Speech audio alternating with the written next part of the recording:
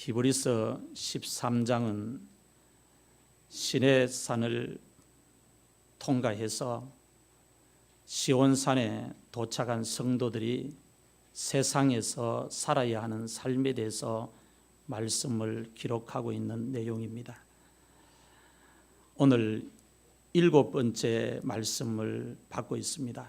시온산에 도착한 성도들이 세상에서 삶을 어떻게 살아야 하는지, 이 7번째가 마지막 말씀입니다. 지난 주일에 2가지 말씀을 드렸습니다. 지난주에 드린 첫 번째 말씀은 구원받은 성도들은 장차 임할 도성을 기다리는 자들이기 때문에 삶 속에서 항상 예수님의 이름을 의지하면서 하나님께 찬송의 제사를 드려야 한다고 말씀을 드렸습니다. 찬송의 제사를 하나님 앞에 드리려면 이 찬송의 제사가 어떤 것인지를 알아야 찬송의 제사를 드릴 수 있다고 했습니다. 교회에서 예배 시간에 성도들이 같이 모여서 찬송을 부릅니다. 이런 찬송도 하나님이 받으십니다. 또 악기를 동원해서 연주하면서 찬송을 부를 수 있습니다. 또 무대 위에 많은 사람이 올라가서 몸을 이렇게 움직이고 손뼉을 치고 힘있게 찬송을 부를 수도 있습니다. 또 찬양팀과 찬양대원들이 옷도 같이 맞춰 입고 찬양을 부를 수 있습니다. 일반적으로 성도들이 생각할 때에 찬송을 이렇게 부르면 찬송의 제사다, 하나님께 드리는 찬송의 제사다, 그렇게 생각을 합니다. 그런데 히브리서 기자는 찬송의 제사는 그런 것이 아니고 이런 것이다 하면서 성도들에게 가르쳐 주고 있습니다. 교회 나와서 같이 모여서 찬송을 드릴 수 있지만 그것은 성도들의 마음 상태가 다 달라요. 하나님이 원하시는 찬송의 제사는 다른 것이다 하면서 가르쳐 주고 있는데, 하나님께 드리는 찬송의 제사가 어떤 것인가 하면 그리스도께서 당하신 치욕을 짊어지고 성문 밖에서 성도들이 예수님의 이름을 의지하면서 치욕을 당하면서 고난을 받으면서 환난을 당하면서 슬픔을 당하면서 핍박을 받으면서 매를 맞으면서 어떤 경우에도 믿음을 배반하지 않고 믿음을 끝까지 지키면서 부르는 찬송이 바로 하나님께 드리는 찬송의 제사다, 그렇게 말씀을 히브리서 기자가 가르쳐주고 있습니다. 바울과 실라가 복음 전하다가 붙잡혀서 매를 많이 맞았습니다. 몸이 성한 곳이 없습니다. 몸이 피투성입니다. 깊은 감옥에 가두어 놨습니다. 몸은 쇠사슬에 묶여 있습니다. 슬픈 환경이고 비참한 환경입니다. 그런데 그 밤에 믿음 지키고 예수님 이름 붙잡으면서 찬송합니다. 그런 것을 가리켜서 그리스도께서 당하신 치욕을 짊어지고 성문 밖에서 성도들이 어떤 경우에도 예수님 생각하면서 부르는 찬송이 찬송의 제사다, 그렇게 가르치고 있습니다. 두 번째로 드린 말씀은 구원받은 성도들은 장차 임할 도성을 기다리는 자들이기 때문에 삶 속에서 항상 선을 행하고 서로 나누어 주면서 살아가야 한다라고 말씀을 드렸습니다. 초대교회가 이걸 아주 실천을 잘했습니다. 하나님께서 우리들에게 물질을 주셨습니다. 재능을 주셨습니다. 기술을 주셨습니다. 좋은 직업을 주셨습니다. 이걸 하나님이 우리에게 주실 때 사람들 앞에 폼 잡고 자랑하라고 주신 것이 아니고, 하나님이 우리에게 이것을 주신 것은 그 주신 것을 가지고 선을 행하고 서로 나누어 주면서 하나님의 영광을 드러내고 하나님의 이름을 빛나게 하라고 주신 거예요. 아멘입니까? 하나님께서 우리들에게 주신 것을 가지고 교회 안에 있는 형제들에게 선을 행하라, 나누어 주라, 그렇게 가르치고 있습니다. 선을 행하는 것은 개인적으로 행하라고 가르칩니다. 그런데 나누어 주는 것은 서로 나누어 주라고 이야기합니다. 어느 한 사람만 나누는 게 아니고 서로 나누어 주라는 겁니다. 나누어 주는 것이 양이 많고 적을 수는 있지만은 서로 나누어 주라는 거예요. 서로 나누어 줄 때에 교회가 어떻게 되느냐? 사랑이 넘치는 교회가 되는 거예요. 정이 넘치는 교회가 되는 겁니다. 예를 들면 성도들의 집에 기쁜 일이 있으면 가족들이 모여서 외식하고 맛있는 거 먹는 것으로 끝내지 말라는 거예요. 그건 예수 안 믿는 사람들이 하는 거라는 겁니다. 적어도 하나님의 자녀는 집에 좋은 일이 있으면 그 좋은 일을 가족들이 모여서 식사도 하고 식사의 비용을 좀 줄이고 떡을 이렇게 몇 대 해와가지고 교회 점심시간에 중식 때 성도들에게 나누는 거예요. 이걸 나누라는 거예요. 이 나눌 때 또 떡 먹으면서 이거 축하한다고 잘 됐다고, 이게 성도의 교제라는 것입니다. 이게 교제라는 거예요. 또 떡을 못할 형편되면 수박 몇 통 여름에 사서 중식 때 같이 점심 먹을 때 서로가 나눠 먹을 수 있고, 또 아이스크림 사서 나눠 먹을 수 있고, 또 음료수 사서 나눠 먹을 수 있어요. 이 나누는 것은 양이, 내용이 다 다를 수 있지만 나누라는 거예요. 나누라는 거예요. 그냥 건너가지 말고.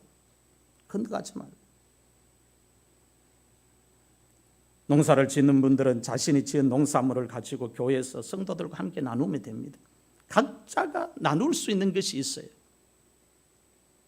각자가 나눌 수 있는 것이 다 있습니다. 사과 농사를 짓는 분은 사과를 가지고 성도들과 나누면 됩니다. 다 한 박스를 주라는 말이 아니에요. 오해하시면 안 됩니다. 교회 점심시간에 식사할 때 한 상자 갖다 놓으면 넘쳐납니다. 그렇게 나누는 거예요. 왜? 농사 내 혼자서 잘 짓는 것 같은데 아니라 이 말이에요. 첫째는 하나님 은혜고, 둘째는 성도들이 기도로 도와주었다는 겁니다. 그렇잖아요. 딸기 농사 짓는 분들은 딸기 농사 지어서 나누면 되고, 감 농사 지은 분들은 감 농사를 가지고 나누면 되는 거예요. 이걸 나누라고 이야기합니다. 나누는 게 성도라고 이야기합니다. 나누는 게 신자라고 이야기합니다. 성도들이 왜 세상에서 선을 행하면서 살아가야 합니까? 왜 서로 나누어 주면서 살아가야 합니까? 이유가 무엇입니까? 이유는 성도들이 세상에서 장차 임할 도성 천국을 기다리면서 살아가는 사람들이기 때문입니다. 목적이 다르기 때문에, 방향이 다르기 때문에 세상에서 삶을 살아도 다르게 살라는 거예요. 예수 안 믿는 사람처럼 허리띠 쫄라매고 인색하게 살지 말고 콩 한 쪽도 나누라는 거예요. 나눌 때 풍성해지고, 나눌 때 은혜가 넘치고. 우리가 무엇을 해도 자식이 이렇게 잘 됐잖아요. 그 자랑만 하는 게 아니고 다 성도들의 기도로, 목사님의 기도로 잘 된 거지. 우리가 잘 키울 자신이 있습니까? 하나님 은혜 없으면 불가능한 겁니다. 그래서 고마웠어. 다 권사님, 집사님 기도해서 이런 결과 얻었습니다 하면서 나누는 거예요.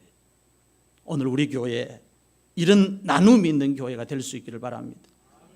성경이 우리에게 가르치는 거예요. 주님이 기뻐하시는 교회로 만들면 자연적으로 교회가 영적으로 건강해지고 은혜가 넘치는 그런 교회가 될 수 있습니다. 오늘 본문 말씀은 시온에 도착한 성도들이 세상에서 마지막으로 살아야 하는 삶에 대해서 말씀을 하고 있습니다. 마지막으로 성도들이, 시온에 도착한 성도들에게 하시는 말씀입니다. 첫 번째로 너희를 인도하는 자들에게 순종하고 복종하라고 성도들에게 말씀을 가르치고 있습니다. 본문 17절 말씀을 같이 읽겠습니다. 시작. 너희를 인도하는 자들에게 순종하고 복종하라. 그들은 너희 영혼을 위하여 경성하기를 자신들이 청산할 자인 것 같이 하느니라. 그들로 하여금 즐거움으로 이것을 하게 하고 근심으로 하게 하지 말라. 그렇지 않으면 너희에게 유익이 없느니라. 아멘. 여기서 너희를 인도하는 자들은 현재 교회에서 하나님의 말씀을 성도들에게 가르치고 있는 영적 지도자를 말합니다. 당시의 초대교회 안의 상황을 보면 지역에 있는 교회들이 모두 영적으로 크게 혼란스러웠습니다. 어느 한 교회만 혼란스러운 게 아니고 초대교회가 코로나가 교회 안에 닥치듯이 모든 교회가 위기를 맞은 거예요. 모든 교회가 영적으로 혼란에 빠졌습니다. 그래서 이 혼란에 빠진 교회를 추스리고 주님이 기뻐하시는 건강한 교회로 세우는 방법이 뭐냐 하면서 시온산에 도착한 성도들에게 내린 지침이 오늘 본문 말씀입니다. 초대교회가 혼란스러웠던 이유는 교회 안에 이단들이 들어왔습니다. 거짓 교사들이 들어왔습니다. 그들이 들어와서 하나님의 말씀을 성도들에게 가르치고 있는 영적 지도자들을 비방하고 공격했습니다. 이단들이 교회 안에 들어와서, 거짓 교사들이 교회 안에 들어와서 제일 먼저 하는 작업이 목회자와 성도들을 이간시키는 일을 했습니다. 영적 지도자와 성도들을 이간시키는 일을 했습니다. 그런데 거짓 교사들이, 이단들이 들어왔을 때 그들이 신앙생활을 못하면 사람들이 아예 관심 받기인데 아주 열심히 하는 거예요. 예배도 열심히 드리고 외형적으로 봤을 때는 믿음 좋게 보이고 하나님 말씀 많이 아는 것처럼 보이는 겁니다. 그래서 그들이 교묘하게 한마디씩 한마디씩 성도들에게 뱉는 말이 이게 파장을 일으키는 거예요. 영적 지도자와 성도들을 떨어뜨리는 거예요. 분리시키는 일을 해버린 겁니다. 거짓 교사들과 이단들이 목회자의 약한 부분을 이야기합니다. 목회자의 허물을 이야기합니다. 성도들이 이야기하면서 성도들이 영적 지도자에게 불만을 품도록 만들어버립니다. 성도들이 불만을 품으면 자연적으로 목회자와 영적으로 틈이 생기게 돼요. 마귀가 노리는 영적 전략 전술이 틈입니다. 틈이. 오늘 우리 교회는 기도의 틈도 사랑의 틈도 모든 틈이 항상 벌어지지 않고 잘 지켜지는 그런 깨어있는 교회가 될 수 있기를 축원합니다. 영적으로 틈이 생기면 교회 안에 사단이 좋아하는 일이 발생합니다.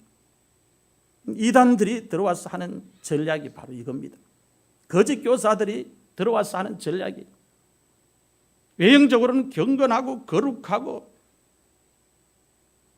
이렇게 보이는데 그들이 속에 정체를 드러내면서 영적 지도자의 허물을 조금씩 이야기하는데 처음에는 성도들이 안 넘어가다가 자꾸 들으니까 그렇게 보이면서 넘어가는 겁니다.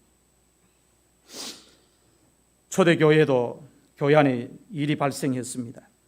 성도들이 강단에서 하나님 말씀을 가르치고 있는 지도자에게 순종하지 않고 지도자의 권위에 도전하면서 성도들 가운데 배교하는 성도들이 생겼습니다. 이단에 넘어가는 성도들이 생겼습니다. 영적 지도자와 성도들이 틈이 벌어지지 않을 때는 이런 일이 없었는데 거짓 교사들이 들어와서 영적 지도자의 허물을 이야기하고 약점을 이야기하니까 성도들이 하나님의 전에 나와서 예배를 드리는데 선포되는 말씀을 가지고 은혜를 못 받는 거예요. 은혜를 못 받으니까 육이 점점 살아나는 겁니다. 육이 살아나면서 틈이 벌어지고 그래서 거짓 교사들이 세우는 그 목표대로 성도들도 점점 영적 지도자에게 불만을 가지게 되는 것입니다. 이렇게 하니까 이때다 하면서 거짓 교사들이 그들을 이단에 넘어오도록 끌고 가고 배교하도록 끌고 간 겁니다. 이걸 히브리서 기자가 지도자에게 순종하고 복종하면 이런 일이 없다. 교회가 이런 혼란에도 안 빠진다 하면서 가르치는 말씀이 바로 오늘 본문 말씀입니다. 교회가 세워질 때는 힘들게 세워집니다. 어떤 교회도 교회가 세워질 때는 힘들게 세워집니다. 그런데 교회가 무너질 때는 한순간에 무너집니다. 순식간에 무너지는 거예요. 그래서 성도들이 영적으로 깨어 있어야 되고 영적 지도자를 중심으로 해서 틈이 안 벌어지도록 교회를 같이 세워 가야 한다는 것입니다. 사단은 지금도 계속 이단들을 교회 안에 들여보냅니다. 거짓 교사들을 교회 안에 들여보내서 교회를 공격합니다. 이단들이 공격해도 무너지지 않는 교회가 있습니다. 이단들이 무너뜨리지 못하는 교회가 있습니다. 신천지라든지 이런 이단들이 사람들을 교회에 집어넣고 살펴도 이 교회는 안 됩니다 하면서 무너뜨리지 못하는 교회로 보고하는 교회가 있어요. 그게 어떤 교회냐? 교회 안에 하나님의 말씀을 가르치고 있는 영적 지도자의 권위가 업신여김을 당하지 않고 무시를 당하지 않고 살아있는 교회라는 겁니다. 성도들과 영적 지도자가 틈이 안 벌어지고 틈이 꽉 매여 있고 온 성도들이 그 영적 지도자를 따르고 함께 움직이는 교회는 사단이 무너뜨리지 못하는 거예요. 모든 성도들이 주님께서 세우신 영적 지도자를 존경하고 지도자의 권위를 인정하면서 지도자에게 순종하고 복종하면 사단이 교회를 공격해도 교회가 무너지지 않는다는 겁니다. 교회를 지키는 방법을 히브리서 기자가 성도들에게 이야기를 하고 있습니다. 세상에서 주의 종들보다 더 똑똑한 분들 많고 지위가 더 높은 분들 많고 더 잘 나가는 분들 많고 더 많은 힘을 가진 사람들도 있지만 주님의 교회는 영적 공동체이기 때문에 세상의 방법으로는 못 지킨다는 겁니다. 주님이 세운 영적 지도자를 중심으로 해서 성도들이 다 달라붙으면, 여러분 벌집을 보십시오. 말벌이나 이런 벌집을 보면요, 그 벌집에 여왕벌 중심으로 벌이 다 붙어 있습니다. 짝대기를 가지고 벌을 털어내도 안 떨어집니다. 벌이, 말벌도 흩어져가 날아다니면 그거 겁 안 냅니다. 그런데 뭉쳐 있을 때는 사람들이 겁을 내는 거예요. 안 건드립니다. 왜? 건드렸다가 큰일 나거든요. 사단도 똑같습니다. 교회가 성령의 공동체가 되고 말씀의 공동체가 되고 영적 지도자를 중심으로 해서 덜덜 뭉쳐 있으면 틈이 없으니까 못 공격하는 거예요. 히브리서 기자가 그런 교회를 만들라는 겁니다. 그런 교회를 만들기 위해서 성도들의 협력과 협조가 필요한데 그게 뭐냐? 순종과 복종이라고 가르쳐 주고 있습니다. 영적 지도자와 성도들 사이에 틈이 벌어지면 그때 사단이 성도들을 공격하고 교회를 공격합니다. 그래서 히브리서 기자가 성도들에게 사단의 공격으로부터 성도들이 교회를 지키기 위해서 너희를 인도하는 자들에게 순종하고 복종해라, 그렇게 말씀을 가르치고 있는 것입니다. 교회에서 성도들을 인도하는 지도자는 두 가지 사명을 강단에서 생명 걸고 감당해야 합니다. 영적 지도자가 감당해야 되는 사명입니다. 첫 번째 사명은 강단에서 성도들에게 하나님의 말씀을 증거할 때 다른 교훈을 전하지 말고 하나님의 말씀만 증거해야 합니다. 성도들이 말씀을 받을 때 귀에 거슬려도 자극이 되어도 전하는 말씀이 하나님의 말씀이라면 하나님이 책임져 준다는 거예요. 성령님이 책임져 준다는 겁니다. 주님의 말씀만 전하면 주님이 교회를 붙든다는 거예요. 고린도전서 4장 6절에 보면 기록된 말씀 밖으로 넘어가지 말라고 했습니다.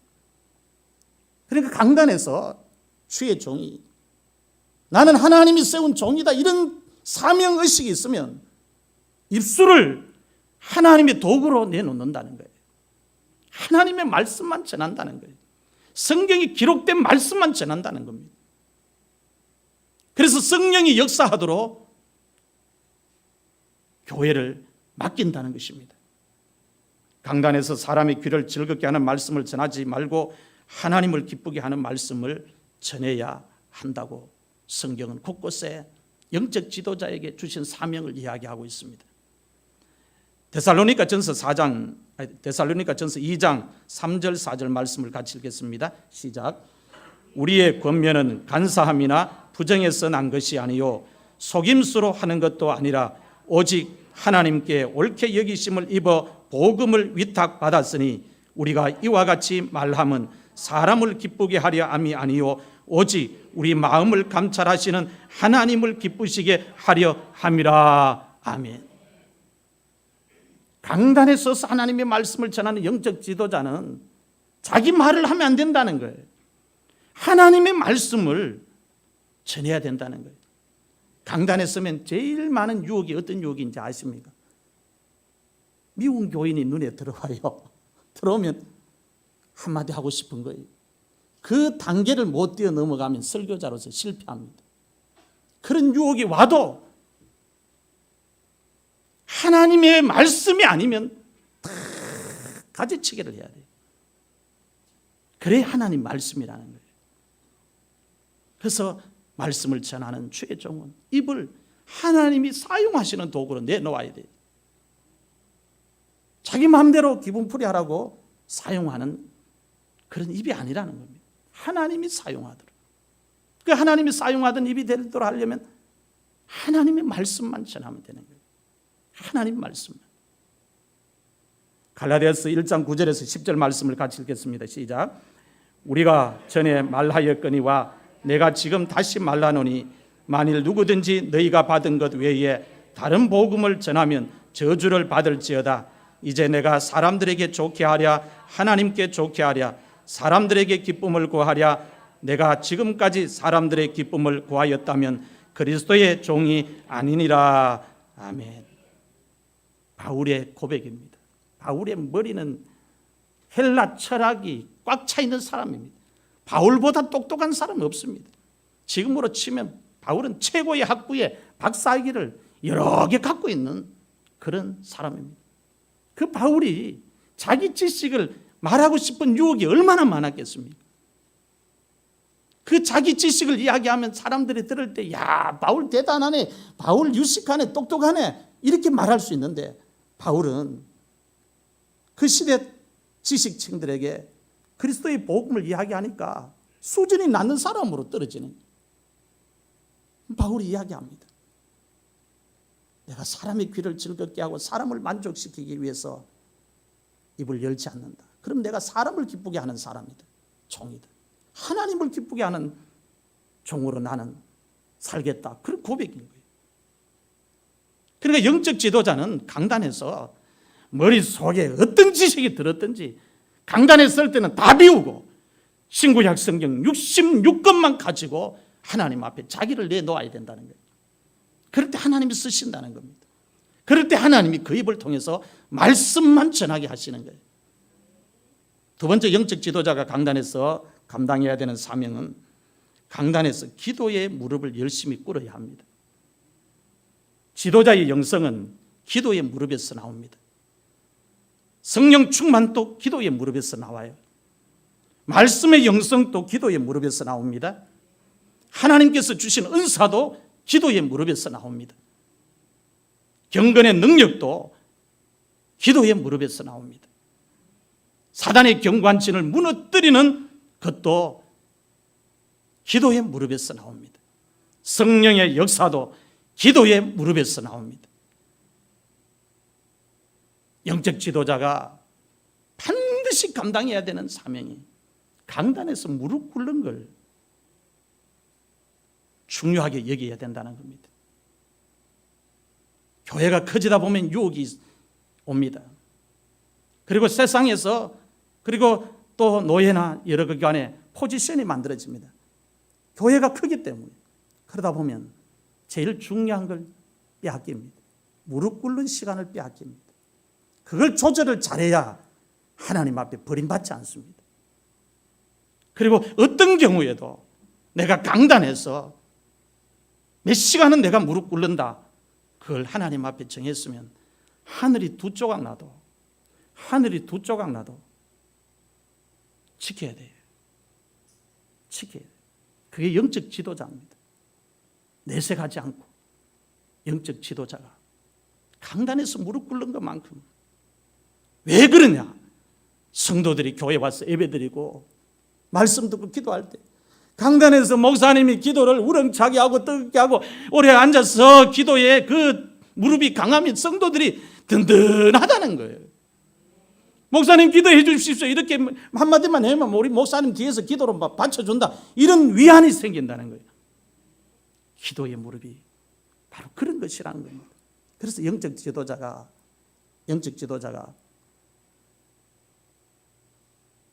이 기도의 무릎이 약하면 안 되는 거예요. 기도의 무릎이. 그래서 이게 훈련이 안 되면 안 됩니다. 이게 훈련이 안 되면, 이 훈련이 되면 기도하는 시간이, 기도하는 이 자리가 성령님과 교제하고 교통하는 시간이기 때문에 시간이 지루하지 않아요. 한량없이 기쁘고 은혜의 파도에 잠기는 것입니다. 주의 종이 강단에서 기도의 무릎을 꿇는 것만큼 영적으로 교회가 강해집니다. 기도의 무릎을 꿇는 것만큼 성령의 역사가 교회 안에 나타납니다. 영적 지도자의 두 번째 사명, 이 기도의 무릎을 꿇어야 된다. 기도의 무릎을 꿇을 때 성도들이 기도의 무릎을 꿇는 거 보고 따라오는 거예요. 그러다 보면 교회가 기도의 공동체가 되어서 영적으로 힘 있는 교회가 된다는 것입니다. 그 다음에 말씀을 보면 성도들이 왜 교회에서 영적 지도자들에게 순종하고 복종해야 하는지 이유를 히브리서 기자가 성도들에게 자세하게 설명을 하고 있습니다. 성도들이 교회에서 영적 지도자들에게 순종하고 복종해야 하는 이유를 보면 세 가지입니다. 첫 번째 이유는 영적 지도자들은 교회에서 성도들의 영혼을 쉬지 않고 돌볼 뿐만 아니라 지킬 뿐만 아니라 장차 자기가 한 일을 하나님께 가서 낱낱이 보고를 들어야 하는 사람들이기 때문이라고 이야기합니다. 오늘 여러분들은 이 땅에 믿음의 경주 마치고 하면 그냥 하나님 앞에 서기만 하면 돼요. 그런데 하나님이 주의 종들에게는 보고를 받습니다. 목장을 맡겨놓고 그 목장 안에 있는 양들, 성도들을 목회하면서 보고하도록 되어 있다는 거예요. 그 보고를 해야 되는 사람이라고 이야기합니다. 영적 지도자. 그 보고를 잘할 수 있도록 지도자 중심으로 교회를 세워가라는 것입니다. 보고를 잘할 수 있도록. 저도 믿음의 경주 끝마치면 천국 가고 주님 앞에 서고, 우리 장로님, 권사님, 집사님들도 믿음의 경주 끝마치면 천국 가고 주님 앞에 섭니다. 여러분들이 그냥 서지만 저는 두렵고 떨리는 마음으로 주님 앞에 서야 합니다. 이 남천성리 교회를 보고해야 돼요. 장로님들을 보고해야 합니다. 장로님들의 믿음 생활을 보고해야 되고, 권사님들의 믿음 생활을 보고해야 되고, 집사님들의 믿음 생활을 보고해야 된다는 거예요. 주님이 그 보고를 기다리고 있기 때문에 영적 지도자가 깨어 있어야 되고, 하나님 말씀을 바로 가르쳐야 되고, 성도들을 바르게 이끌고 가야 된다고. 그렇게 할 때 하나님의 교회가 바르게 세워진다고. 그러니 이 보고자가 보고를 잘 할 수 있도록 순종하고 복종해라, 그렇게 가르치고 있습니다. 그들은 너희 영혼을 위하여 경성하기를 자신들이 청산할 자인 것 같이 하느니라 했습니다. 두 번째 이유는 영적 지도자들이 주의 일을 할 때 근심하면서 하지 않고, 단식하면서 하지 않고, 괴로워하면서 하지 않고, 기쁜 마음으로, 즐거운 마음으로 주의 일을 할 수 있도록 하기 위해서입니다. 여러분, 이 자리에 서 있지 않으면요, 저희 마음을 몰라요. 매일 와서 예배 드려야 되는 그 자리에 연락도 없고 결석한다는 보고도 없이 안 오면요, 예배 시간 다 됐는데요, 머릿속에 온갖 생각이 다 드는 거예요. 왜 안 왔지? 오다가 차 사고 났나? 아픈가? 아침에 부부싸움 했나? 막 이런 생각하다가 막 순서도 까먹어 버린다고. 이게 목자의 마음입니다. 이게 목자의 마음이에요.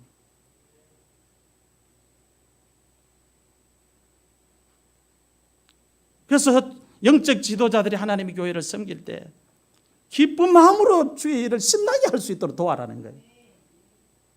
기쁜 마음으로, 힘들게 하지 않도록, 괴로워하면서 하지 않도록.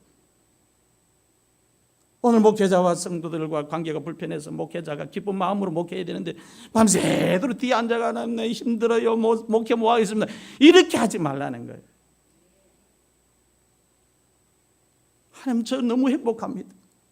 너무 좋은 장로님 붙여주셔가지고 동력자로 붙여주셔가 너무 행복합니다. 우리 권사님들 너무 좋은 동력자로 붙여주셔가 행복합니다. 이런 기도를 하나님 앞에 할 수 있도록 협력하라는 거예요. 그들로 하여금 즐거움으로 이것을 하게 하고 근심으로 하게 하지 말라. 세 번째 이유입니다.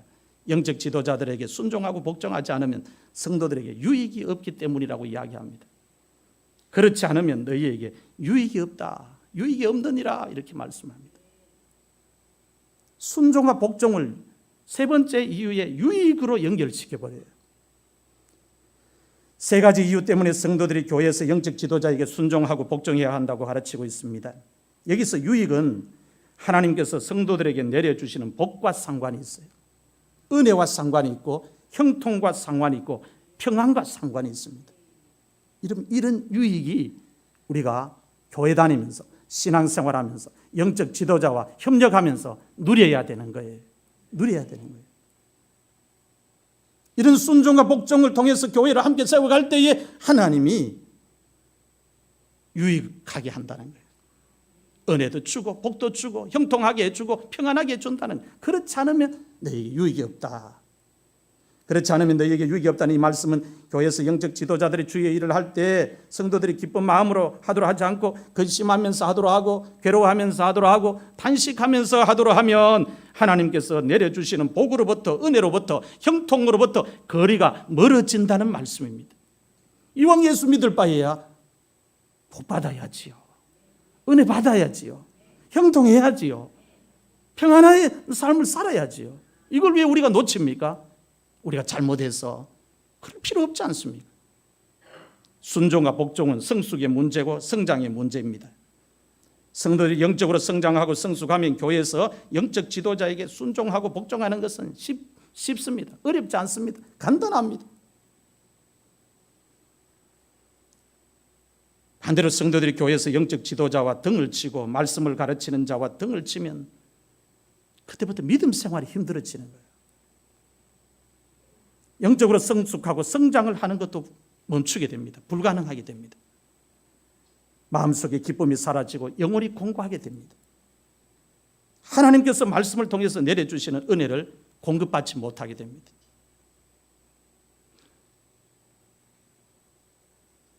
이 얼마나 우리 신앙생활에 마이너스입니까?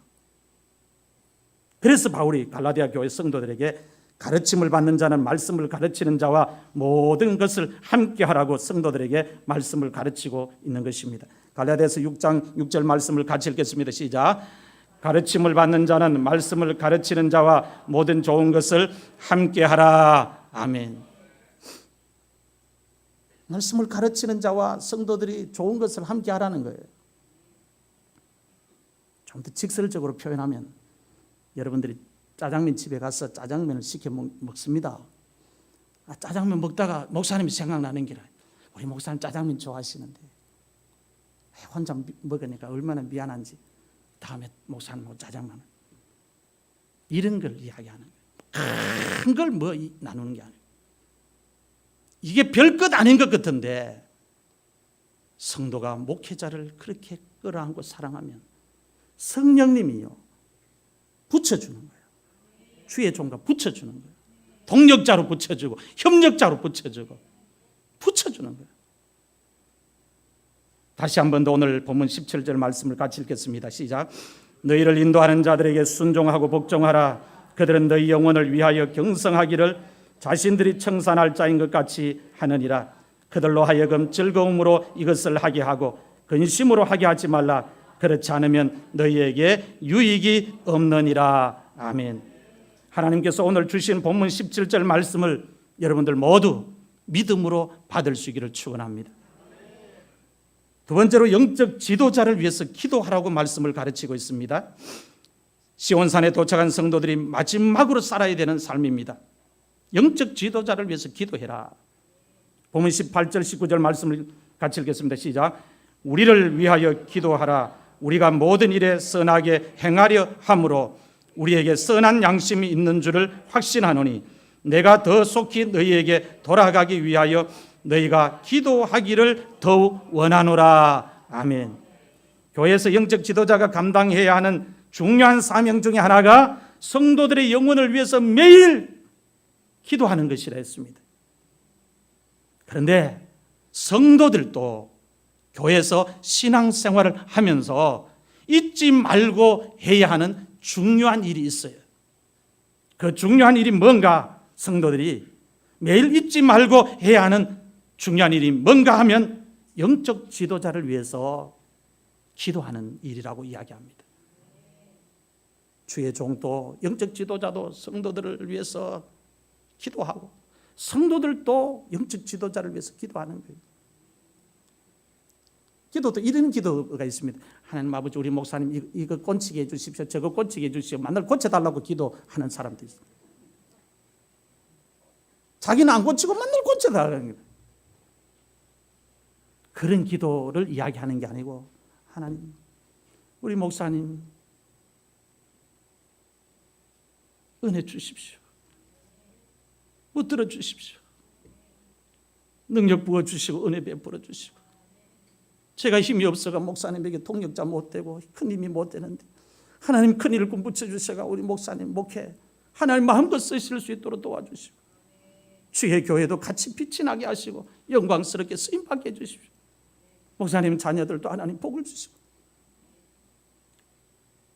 우리 기도의 내용도 우리가 어떤 성향을 가지느냐에 따라서 전혀 다를 수 있습니다.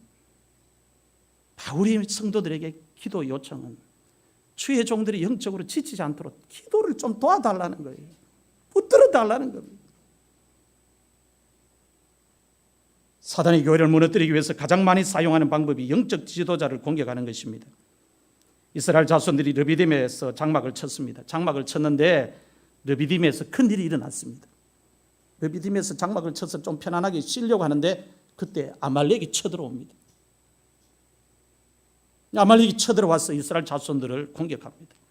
비상 걸렸습니다. 그때 모세가 전략을 짭니다. 나는 산꼭대기에 올라가서 하나님께 기도하겠다.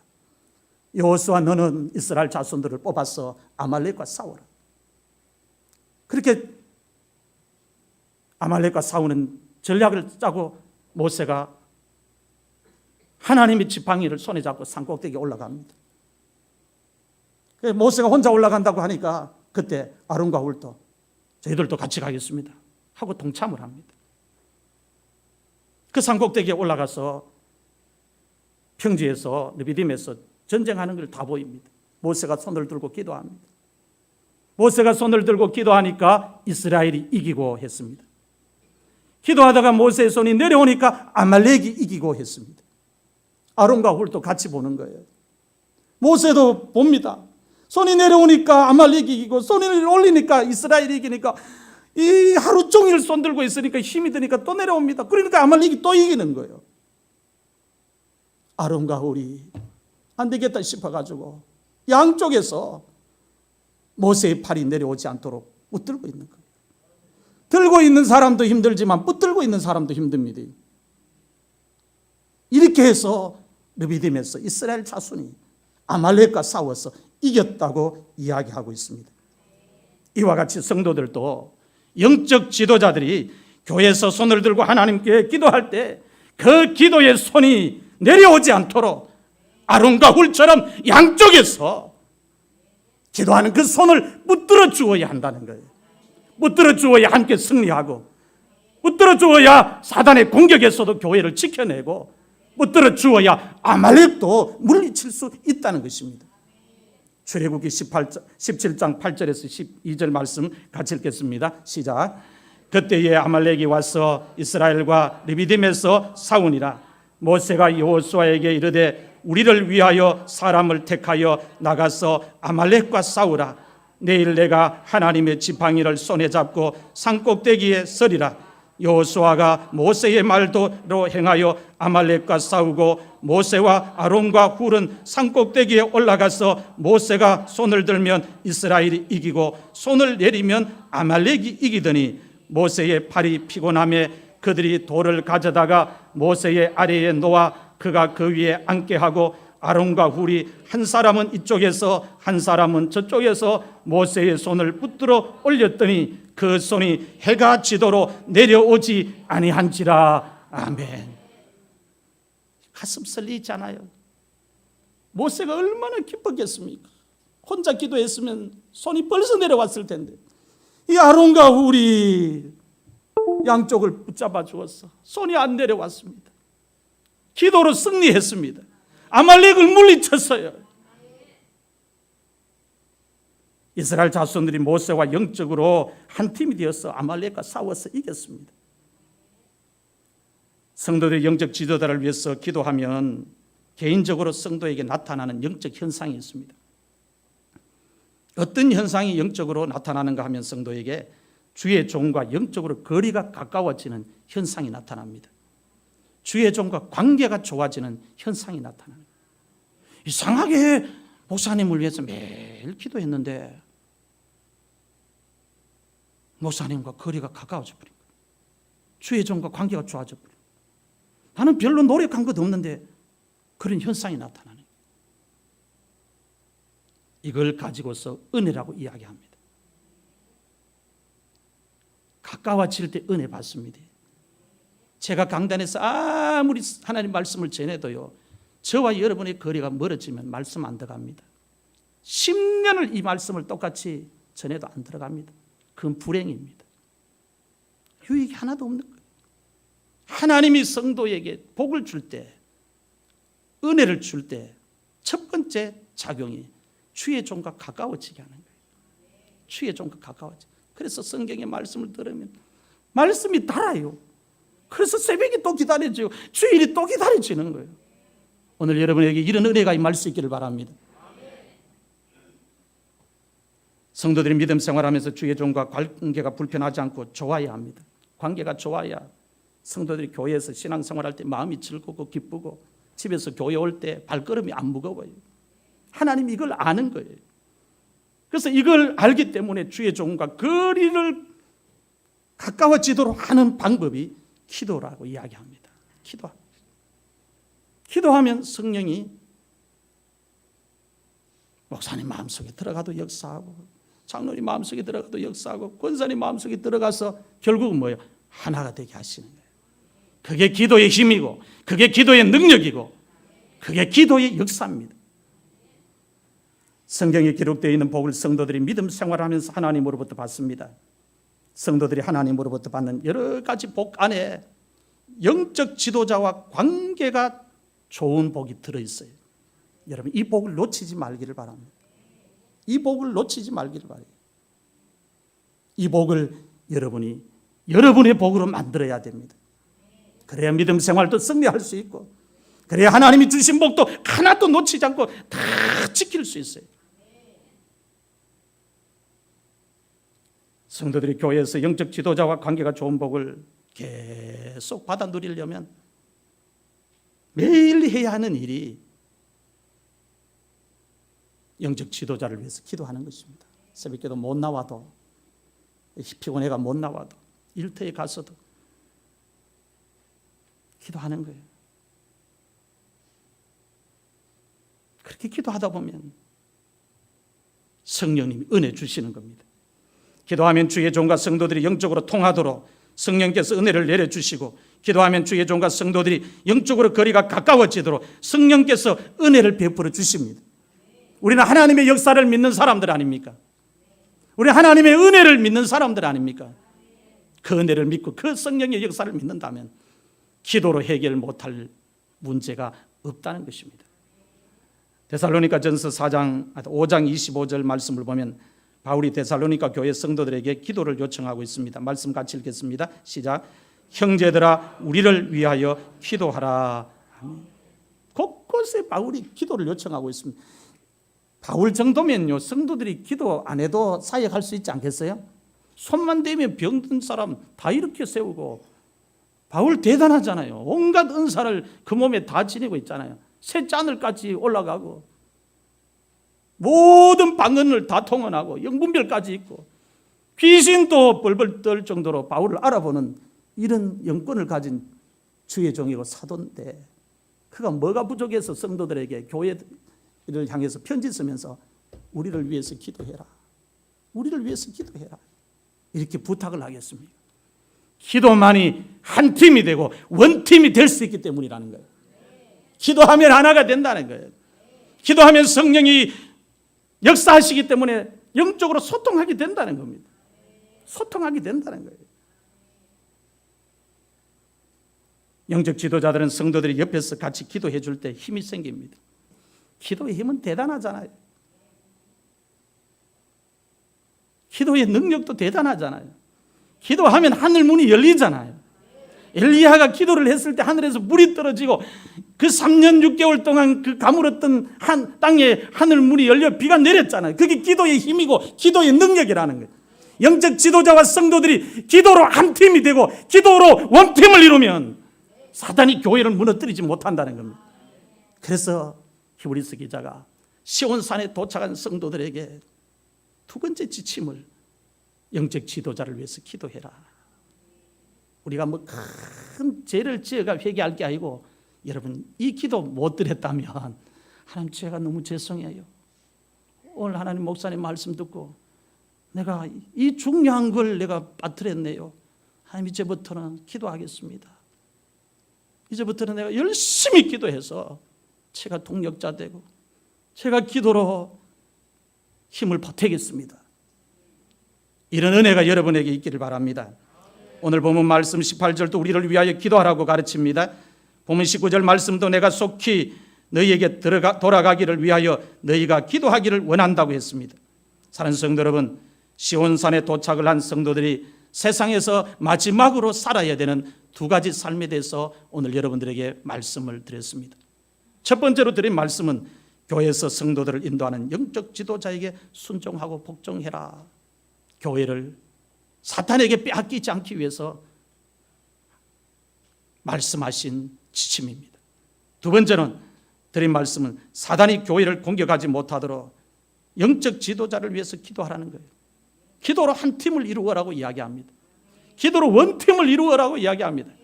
그러면 하나님이 교회를 세워가신다고 가르쳐 주고 있습니다. 하나님께서 오늘 우리들에게 주신 말씀을 여러분들 모두 믿음으로 받을 수 있기를 주의 이름으로 축원합니다.